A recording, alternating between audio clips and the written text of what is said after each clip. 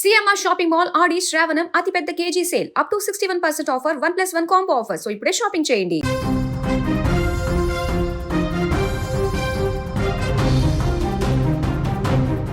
ఒకప్పుడు రక్త సంబంధాలు బంధుత్వాలంటే కొండంత అండ. కానీ నేటి సమాజంలో ఆ బంధాలు పూర్తిగా మాయమైపోతున్నాయి. కన్నవాళ్లను కట్టుకున్న వాళ్ళను కడవరకు తోడుంటారనుకున్న తోబుట్టువులను కూడా క్షణికావేశంలో ఆస్తుల కోసం డబ్బు పిచ్చితో కడతేరుస్తున్నారు. ఇటీవల భార్యాభర్తల గొడవలు, అత్తింటి వారిపైన దాడులు నిత్యం వార్తల్లో నిలుస్తున్నాయి. తాజాగా హైదరాబాద్లోని సికింద్రాబాద్లో చోటు చేసుకున్న ఈ ఘటన సమాజాన్ని తీవ్ర దిగ్భ్రాంతికి గురిచేసింది.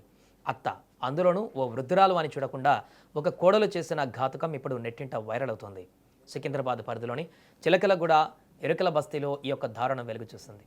స్థానికంగా నివసించే పద్మావతి అనే వృద్ధురాలికి ఆమె కోడలు విజయలక్ష్మికి మధ్య కొంతకాలంగా తీవ్ర స్థాయిలో కుటుంబ గొడవలు జరుగుతున్నాయి.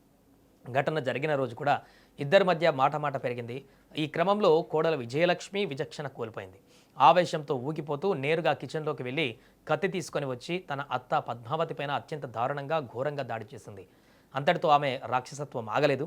రక్తం ఊడుతున్న అత్తను జుట్టు పట్టుకొని బలవంతంగా ఇంట్లోకి ఈడ్చుకుంటూ లాక్కు వచ్చింది. పద్మావతి భయంతో గట్టిగా కేకలు వేయడంతో చుట్టుపక్కల వారు పరిగెత్తుకుంటూ వచ్చి దృశ్యాన్ని చూసి తీవ్ర షాక్కు గురయ్యారు. స్థానికులు వెంటనే స్పందించి విజయలక్ష్మి భార్య నుంచి వృద్ధురాలని కాపాడి హుటాహుటిన సమీపంలోని ఆసుపత్రికి తరలించారు.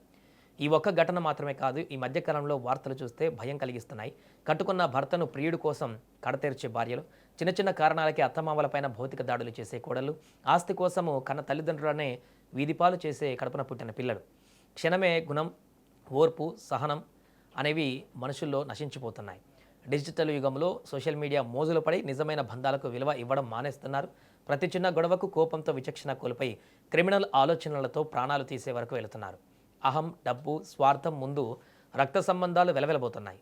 వయసైన తల్లిదండ్రులు, అత్తమామలు ఇంట్లో ఉంటే అది ఒక భారం కాకుండా ఆశీర్వాదంగా భావించాలి.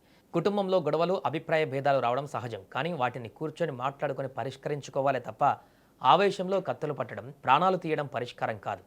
చట్టం తన పని తాను చేస్తుంది. తప్పు చేసిన వారిని శిక్ష తప్పక పడుతుంది. కానీ సమాజంగా మనం ఆలోచన విధానంలో మార్పు రానంత వరకు ఇలాంటి ఘోరాలు జరుగుతూనే ఉంటాయి.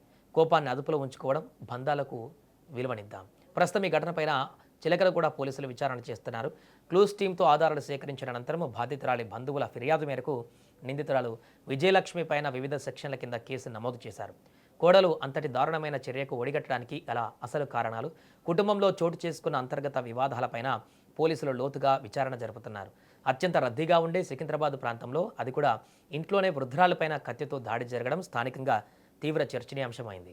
వృద్ధురాలైన అత్తమామల పట్ల ప్రవర్తించవలసిన తీరుపైన ఉద్రిక్తతలు పెరగడం, క్షణికావేశంలో దాడులకు పాల్పడడం తీవ్రమైన నేర సంస్కృతికి దారితీస్తుందని స్థానికులు ఆందోళన వ్యక్తం చేస్తున్నారు.